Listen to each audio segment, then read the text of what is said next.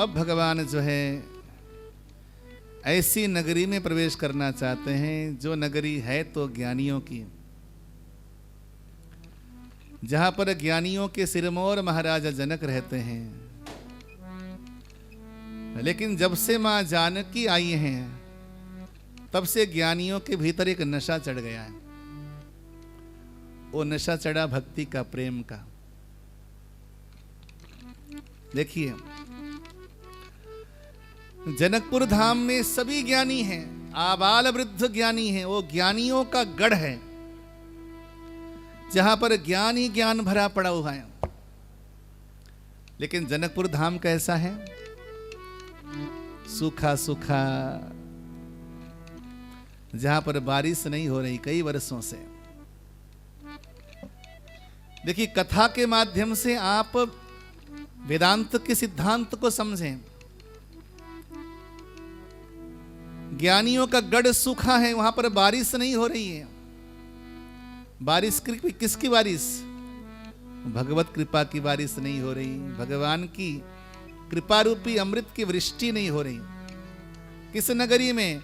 जिस नगरी में ज्ञानी लोग रहते हैं, जनकपुर धाम में।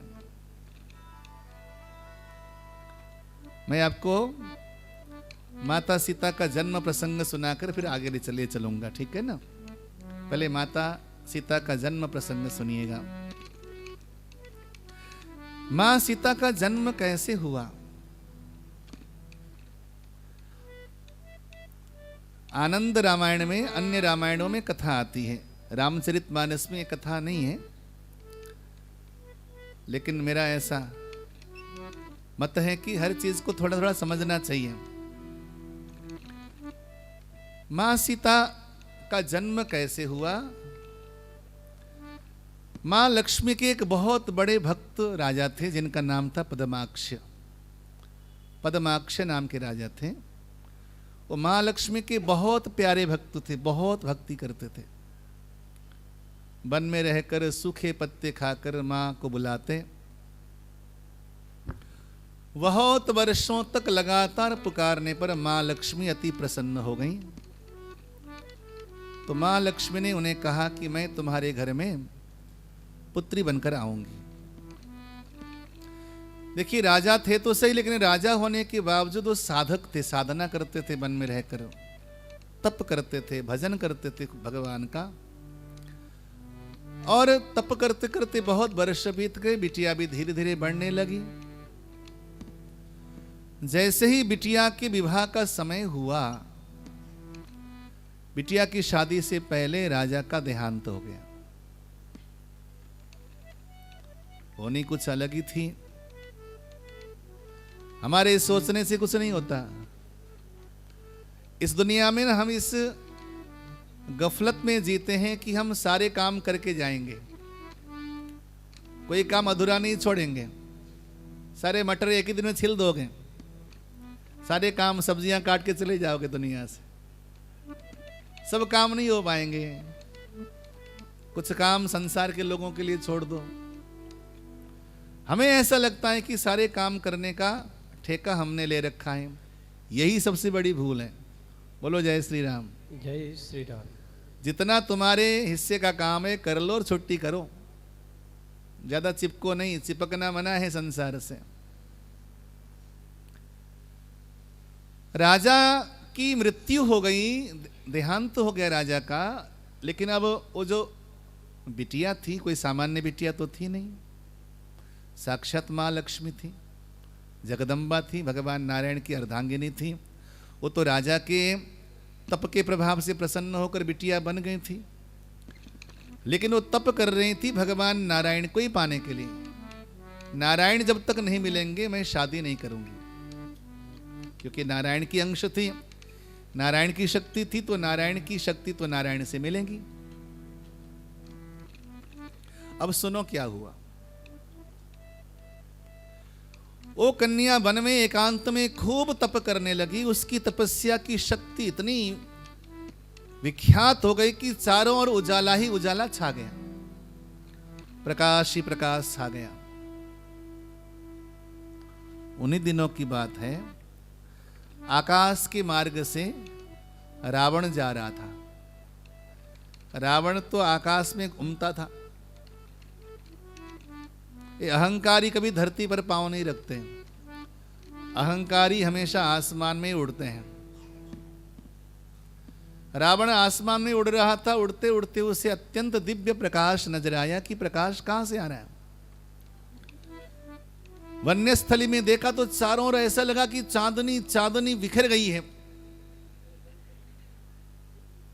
रावण नीचे उतरा। रावण थोड़ा सा धूर्त था। परस्त्री के प्रति उसकी आसक्ति थी, लेकिन यह है कि आसक्ति थी जरूर, लेकिन किसी स्त्री पर वह हाथ नहीं डाल सकता था। किसी भी परस्त्री पर वह हाथ नहीं डाल सकता था। राजू,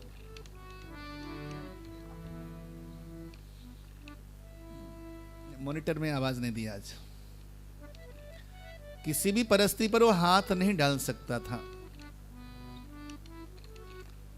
कुबेर के पुत्रों का श्राप था कि तू किसी स्त्री को हाथ डालेगा तो तेरे सर के 1000 टुकड़े हो जाएंगे। तो रावण ने जाकर प्रस्ताव किया, लेकिन इतना वशीभूत हो गया वो कि उस देवी को, यानी कि उन कन्या का नाम पड़ा था पद्मावती, तो उनको हाथ डालने लगा। तो अपनी तपस्या की शक्ति से वो जो पद्मावती कन्या थी वो यज्ञ कुंड बना था, यज्ञ कुंड में कूद गई और यज्ञ कुंड में ज्वालाओं के भीतर समा गई। रावण को बड़ा भारी पछतावा हुआ कि मैंने बड़ा अपराध किया है, लेकिन मोहित था। यज्ञ कुंड में गया तो वहां पर बड़े सुंदर सुंदर आभूषण नजर आए। सोने चांदी हीरे मोती पुन्नग पुखराज के अत्यंत जाज्वल्यमान आभूषण नजर आए। तो उन आभूषणों को रावण ने निकाला यज्ञ कुंड से, एकदम 24 कैरेट के आभूषण। उन आभूषणों को लिया, बगल में कोई बक्सा पड़ा हुआ था उसके पास, बक्से में सारे आभूषण डाला और सारे आभूषण डाल करके वहां से लंका की ओर गया। रावण की पत्नी का नाम था मंदोदरी। तो मंदोदरी ने पूछा कि इसमें क्या ले आए हो? बोला तुम्हारे लिए आभूषण लेकर आया हूं।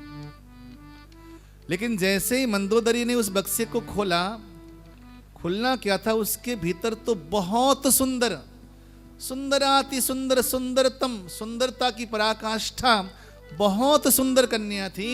मंद मंद मुस्कुरा रही थी, मोटे मोटे नेत्र, अद्भुत स्वरूप, अद्भुत स्वरूप।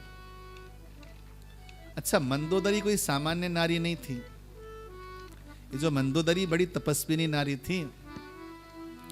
पहले के जमाने के राक्षसों की पत्नियां भी बड़ी साधक हुआ करती थी, इष्ट साधना किया करती थी, दूरदृष्टा थी मंदोदरी। बोली, हे रावण, अभी इसको लेकर कहीं बाहर फेंके आओ। यदि तुमने इसको अपने पास रखा तो हे रावण, ये तुम्हारे लिए सर्वनाश का कारण अभी बनने वाली है। अब इसको यहां रखना, खतरे से खाली नहीं। अच्छा, रावण भी बड़ा ज्योतिषी था। रावण को लगा, हाँ वास्तव में ये तो क्या चमत्कार हो गया।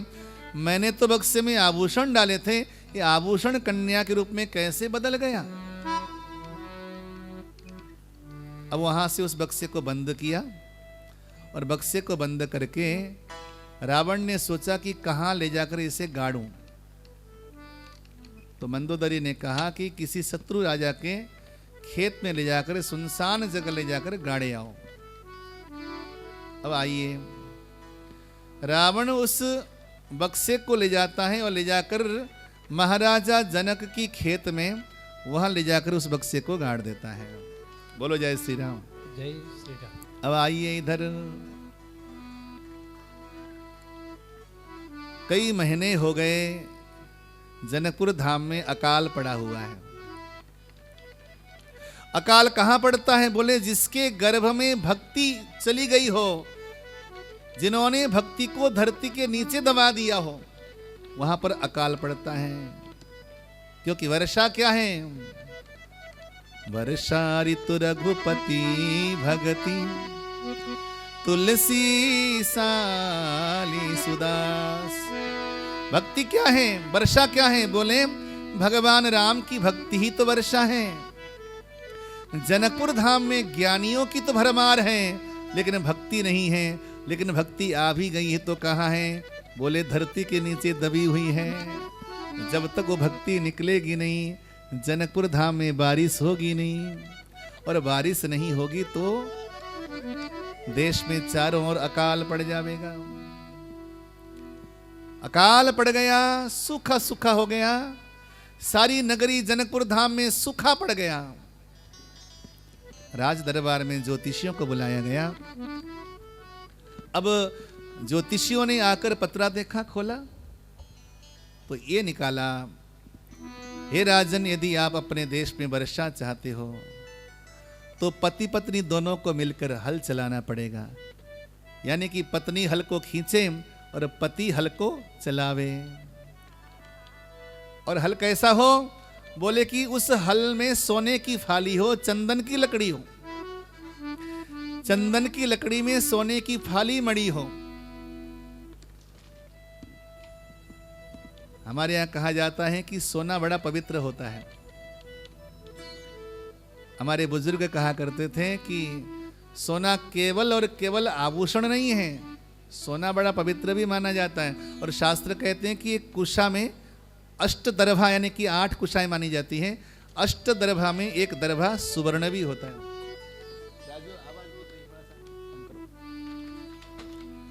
अष्ट दरभा में एक दरभा कुशा भी होता है। जैसे हम पूजा करने बैठते हैं ना, तो कुशा पहनते हैं हाथ में, इस उंगली में कुशा पहना जाता है। लेकिन अगर कुशा न हो तो आप यहाँ पर एक सोने की अंगूठी भी डाल सकते हैं, वो भी कुशा तुल्य है। सुवर्ण बड़ा पवित्र माना जाता है। तो पवित्र सुवर्ण, बोले कि जिसका मन अत्यंत पवित्र हो, फाली क्या? बोले फाली मन, मन अत्यंत पावन हो, और जिसका जीवन चंदन की तरह सुगंधित हो, वो ही भक्ति को पा सकता है। श्रीमती जी हल खींच रही हैं और श्रीमान जुताई कर रहे हैं। इस प्रकार क्रमशः खेत जोतने लगे। जोतते जोतते वैशाख महीना शुक्ल पक्ष नवमी के दिन ठीक मध्याह्न काल में वो हल की फाली जाकर, जिसे हम सीत कहते हैं, जो हल का नुकीला हिस्सा होता है उसको सीत कहते हैं, वो सीत जाकर एक बक्से में टकराई। जैसे ही उसको ऊपर उठाया गया तो भीतर से जगमगाता हुआ एक अत्यंत दिव्य बक्सा प्रकट हुआ, निकला। अब जैसे खोला गया, खोलना क्या था, उसके भीतर तो अद्भुत अद्भुत कन्या थी, जिसके सौंदर्य की कोई उपमा नहीं हो सकती। करोड़ों करोड़ों रतियों को मथकर, मानो कि उन रतियों के भी सार को निकालकर उस कन्या का निर्माण किया गया हो। ऐसी अद्भुत सुंदर कन्या थी। उसको पाकर महाराजा जनक अत्यंत आनंदित हो गए, आह्लादित हो गए। उठाकर श्रीमती सुनैना की गोदी पर दे दिया, और मां सुनैना उस बालिका को लेकर निकल पड़ी और आकर चारों ओर अत्यंत आनंद महोत्सव मनने लगा। मां जानकी का प्राकट्य हुआ। महाराजा जनक के पास एक अत्यंत दिव्य धनुष है। वो धनुष किसी जमाने में परशुराम जी ने दिया था। ये धनुष था शिव धनुष। और ये शिव धनुष यूं कहते हुए दिया था परशुराम जी ने कि हे राजन, समय आने पर जो पुरुष इस धनुष को तोड़ेगा, प्रत्यंचा चढ़ाना नहीं था, तोड़ना था। जो पुरुष इस धनुष को तोड़ेगा, उसके साथ अपनी शक्ति जो सीता है उसका विवाह कर देना। एक समय की बात है, महाराजा जनक को कहीं घर से बाहर जाना था। डेली पूजा किया करते थे, शिव धनुष का पूजन होता था डेली। वो धनुष इतना गरु था, इतना भारी था, इतना भारी था कि उसको उठाकर एक जगह से दूसरी जगह ले जाने के लिए कई सैकड़ों योद्धा लगते थे और कई सैकड़ों हाथी लगते थे। इतना भारी धनुष था वो धनुष कहीं खिसकता ही नहीं था, क्योंकि वो धनुष शिव धनुष था। उस धनुष में एक चमत्कार था, पता है क्या? जितना बड़ा पहलवान उसको उठाना चाहेगा, वो धनुष उतना ही और भारी होता जाता। जितना बड़ा योद्धा उसको उठाना चाहे, वो धनुष उस योद्धा की शक्ति को अपनी ओर खींच लेता था। बड़ी मुश्किल से धनुष उठता था, भगवान की विशेष कृपा हो जाए तो धनुष खिसकता था इधर से उधर। आज महाराजा जनक को कहीं जाना था आवश्यक कार्य से, और यूं कहते हुए निकले सीता से, बिटिया आज मुझे आवश्यक कार्य हेतु जाना है। प्रातः भगवान शिव की पूजा करनी है और शिव की पूजा के क्रम में तुम शिव धनुष का पूजन कर देना। यूं कहकर महाराजा जनक चले गए। बिटिया बड़ी संस्कार संपन्न थी। कुछ लोग हमसे कहा करते हैं कि हमारे बच्चे ना कहना नहीं मानते। जो लोग यूं कहते हैं कि हमारे बच्चे कहना नहीं मानते या हमारे अनुकूल नहीं हैं, वो थोड़ा सा अपने आप को जाकर आईने में झांक लें। बोलो जय श्री राम। वो बच्चे कहना क्यों नहीं मानते हैं, आपको आपका चेहरा जवाब दे देगा। मैं नहीं कहूंगा कुछ भी। आज बच्चे अगर आपके अनुकूल नहीं हैं तो उसके पीछे बहुत बड़ा कारण आप भी हो, आप स्वयं हो।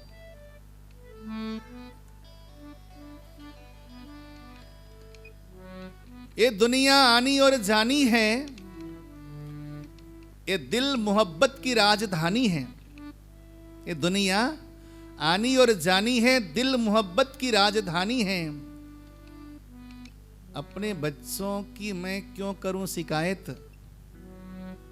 अपने बच्चों की मैं क्यों करूं शिकायत, हर कमियां उनमें खानदानी है।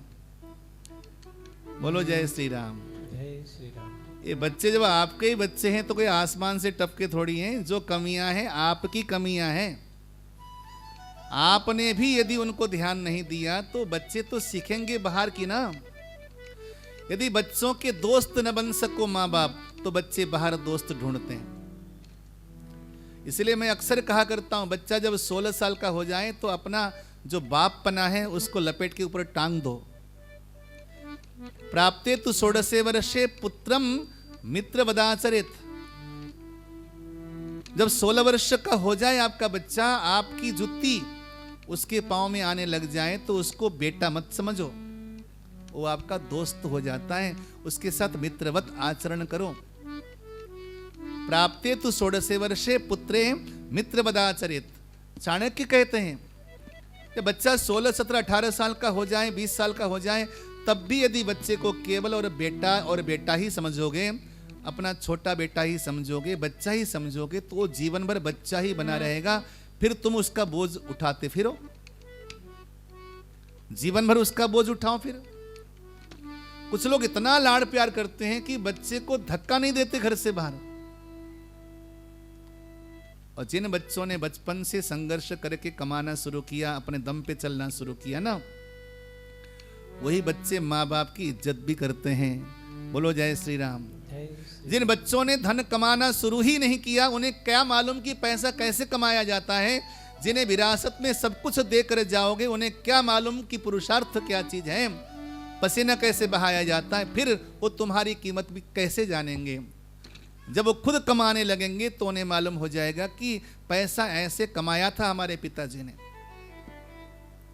हेनरी फोर्ड नाम का एक बहुत बड़ा कार कंपनी का मालिक था।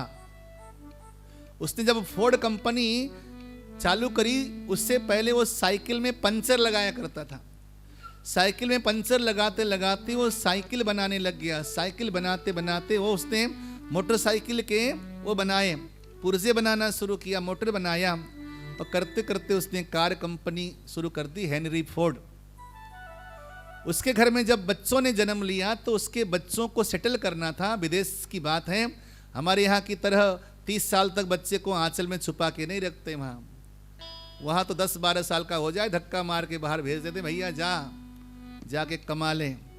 और 15 साल का बच्चा वहाँ पैसा कमाता है, पता कर लो नहीं तो। बोलो जय श्री राम। 15-20 साल का बच्चा वहाँ पर पैसा कमाना शुरू करता है। हेनरी बोला कि जाओ, जाकर तुम अपना कमाई करना शुरू करो। बच्चों ने बुरा नहीं माना, बच्चों ने पिता को प्रणाम किया, निकल पड़े, जूते पॉलिश करने लगे। हेनरी फोर्ड के बच्चे, जिसके पास अरबों की दौलत है, उसके बच्चे रास्ते में जाकर जूते पॉलिश करते और पैसा वो सिक्का सिक्का कमा के ले आते और शाम को लाकर पिता को देते। अरबोंपति बंदा था, लेकिन जब बच्चों की कमाई उसके सामने आती तो उसे अत्यंत प्रसन्नता होती कि मेरे बच्चों की कमाई है। वो जब अपने बच्चों की कमाई से रोटियां बनाकर खाता था, उसे लगता था कि मैं अमृत खा रहा हूं।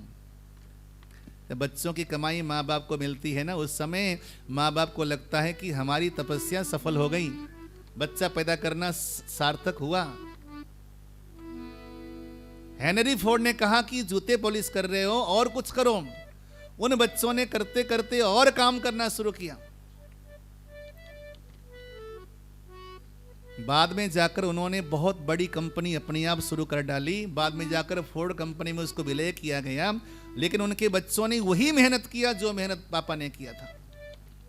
यदि आप सोचते हो कि बच्चों को विरासत में सब कुछ दे करके जाएंगे तो आप बच्चों का भला नहीं कर सकते। बच्चों को बचपन से ही संघर्षशील बनाओ। सोना जितना भट्ठी में तपता है उतना ही सोना प्योर बनता है। उसी प्रकार अगर बच्चे भट्ठी में तपेंगे नहीं तो प्योर नहीं बनेंगे। तपाओ। हाँ, शुरुआत में तुम्हें लगेगा है मेरा राजा बेटा, मेरा लल्ला बड़ा दुख पा गया। तो स्कूल से बस्ता उठाकर आता है ना, आजकल बस्ते भी इतने भारी, अगर तुम्हारा बेटा 20 किलो का है तो वो बस्ता कम से कम 25 किलो का होगा।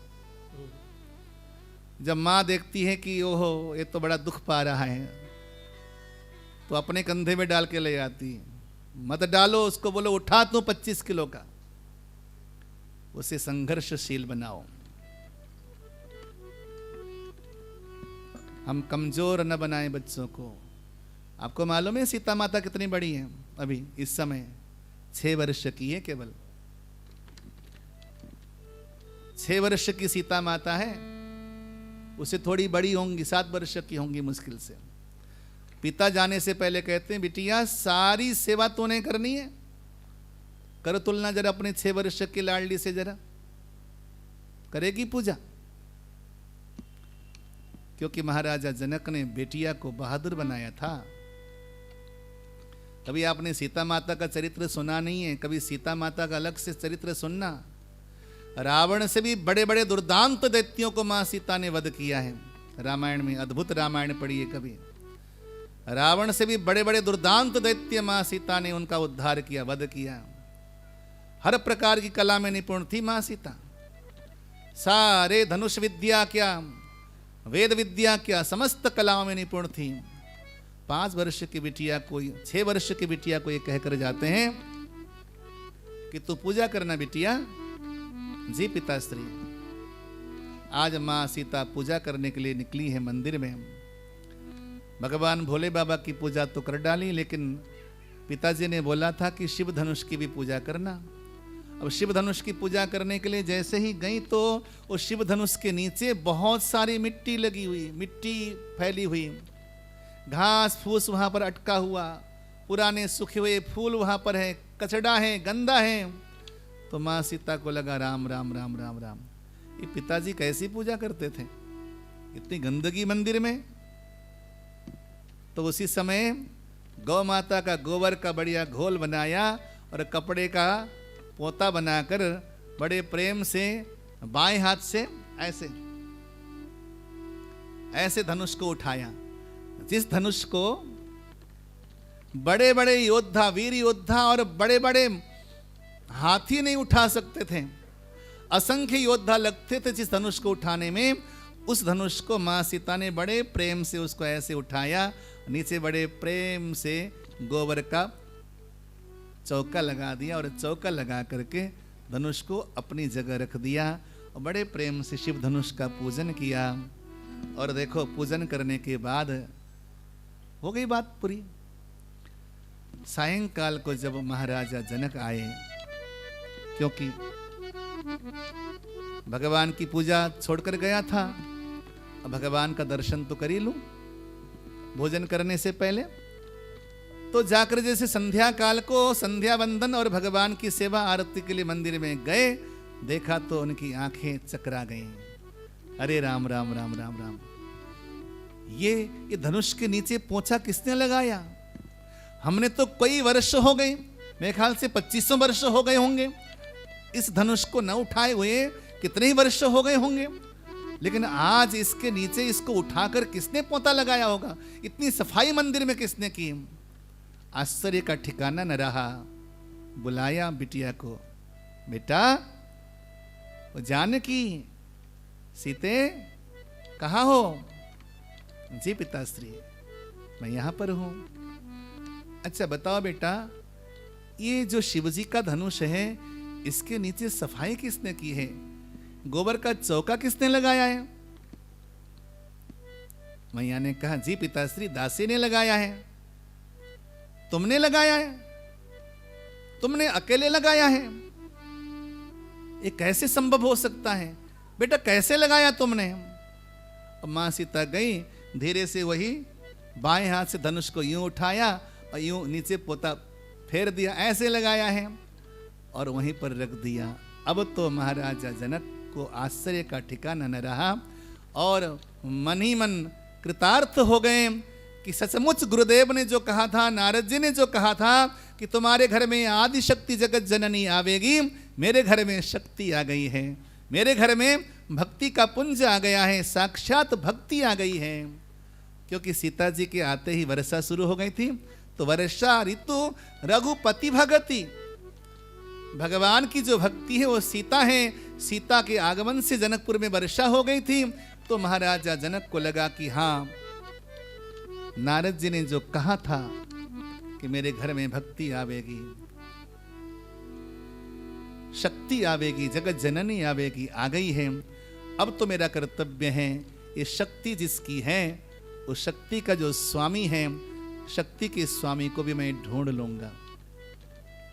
मजा देखिए, महाराजा जनक कहते हैं कि मेरे घर में अगर भक्ति आ गई है तो इस भक्ति का स्वामी भी मेरे घर में आएगा ही आएगा। मेरे घर में यदि आदि शक्ति आ गई है तो आदि शक्ति का जो स्वामी है वो भी मेरे घर में आएगा। लेकिन आएगा कैसे? बोले माध्यम बनाओ। किस चीज का माध्यम? बोले मैं इसी धनुष के यज्ञ का माध्यम बनाऊंगा। धनुष यज्ञ का माध्यम बनाकर मैं शक्ति के स्वामी को आवाहन करूंगा। जनकपुर धाम अद्भुत है। पुर नर नारी सुभग सुचि संता, धर्मशील ज्ञानी गुणवंता। जनकपुर धाम के जो नर नारी हैं उनमें अनेकों गुण हैं। जनकपुर वासियों में अनेकों विशेषता हैं। जनकपुर के वासी पुर नर नारी सुभग, तन से सुंदर हैं और मन से शुचि यानी कि पवित्र हैं। स्वभाव से सभी संत हैं, आचरण से धर्मशील हैं, विचार से ज्ञानी हैं और व्यवहार से गुणवान हैं। इतने बड़े सद्गुणों से परिपूर्ण जो नगरी है, उस नगरी में इतने सारे लक्षण से संपन्न लोग जहां रहते हैं, उस नगर में वर्षा नहीं हुई, अर्थात भगवान के प्रेम की वर्षा नहीं थी। एक बात बताऊं आपको, आपके भीतर सारे लक्षण होंगे, सारे गुण होंगे, वो गुण किसी काम के नहीं यदि आपके भीतर भगवान की प्रेमा भक्ति नहीं है। वो सब गुण निर्गुण है, व्यर्थ है वो सब। इसलिए प्रेमा भक्ति ही भगवान को आकर्षित करने वाली है। आकर्षण करने वाली है।